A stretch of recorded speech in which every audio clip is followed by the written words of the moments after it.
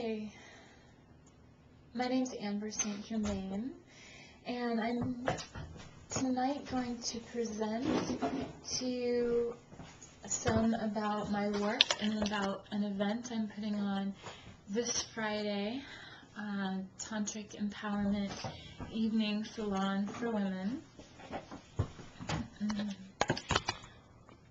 I'm also a relationship and intimacy coach, which means I work with helping people heal and realize their full potential in the realms of relationship and sexuality in all areas of life, really, but especially those areas.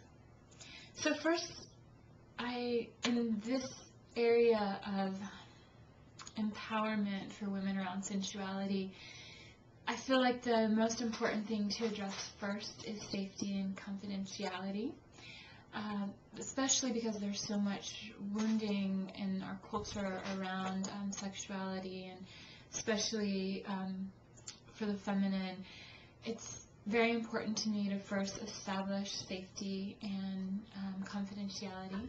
So could everyone here agree to not use any names or identifying characteristics when talking about anything here this evening? If that's necessary at all, raise your hands. Okay, great.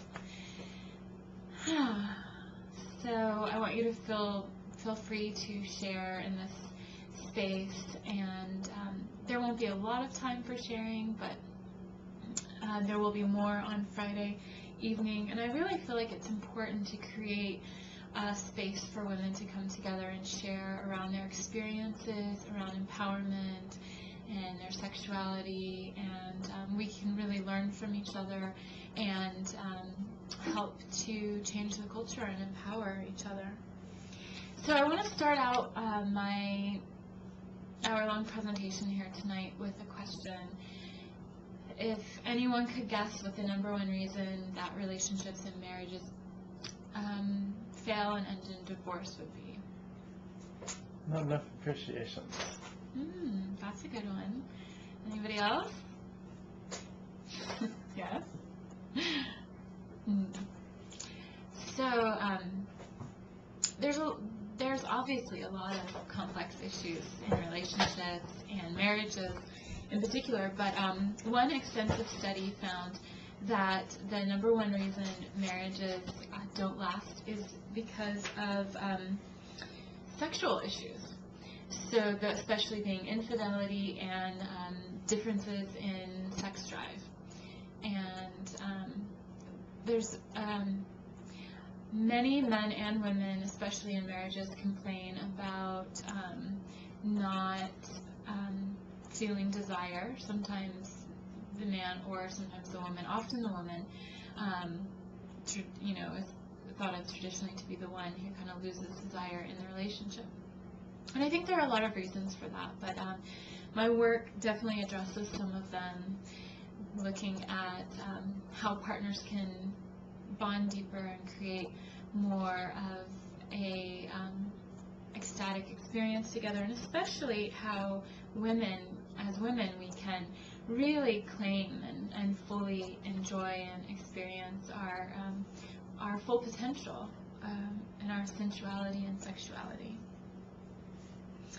So I'd like to start by talking a little bit about the culture and female sexuality. The culture we're in right now is kind of the result of several thousand years of oppression of female sexuality, which I'm not going to get into too much tonight, but I brought a wonderful book by Ryan Eisler, Sacred Pleasure, and you may be familiar with her first book, Chalice and the Blade, which talks about the history of female sexuality and how it's been oppressed and repressed in our culture and controlled, really. And you should say Ryan Eisler.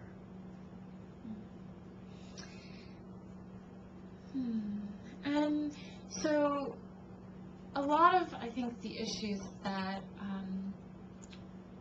women have around sexuality is a result of the culture that we live in and the history of repression that we have. And as far as the mainstream and as far as the medical world, the clitoris was just discovered in the 1960s, which is interesting. I imagine women had clitorises before then, but they were just documented in the 1960s. And women's pleasure really started to become more in mainstream consciousness, and that probably had something to do with the feminist movement and the sexual liberation movement. And so clitorises were discovered, and then even more recently, the G-spot and female ejaculation have been given attention. There's still a lot of controversy around whether the G-spot really exists, whether female ejaculation really exists in the mainstream and in the medical community. There's controversy, but there is also a lot of documentation as to the reality of women's experiences around G-spot orgasms and female ejaculation.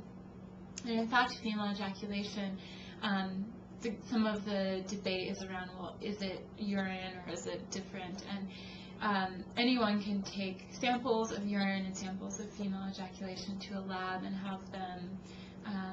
have them looked at, and they contain different components. They're made up of different things. So where the female ejaculation might have just trace amounts of urine, it is definitely not primarily urine. In fact, it has a different smell and taste and texture. So there is a lot of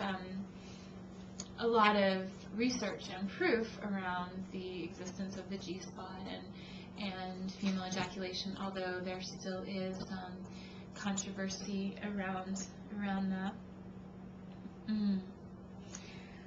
So that's kind of where we are culturally, and I really love Deborah Swindoll's book on the G-spot and female ejaculation, because she really articulates a spectrum of female orgasm, ranging from clitoral to G-spot and female ejaculation to cervical orgasms, and talks about how women's orgasms can be very diverse and anywhere along that spectrum, and actually any woman can experience this full spectrum.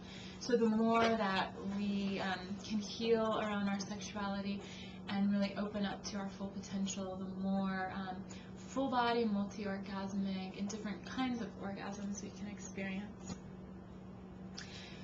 So I really wanted to talk about Tantra as well tonight as female sexuality, and there is also some controversy. What is Tantra? Tantra is a lot of different things to a lot of different people. It's an ancient science of working with life force energy or sexual energy.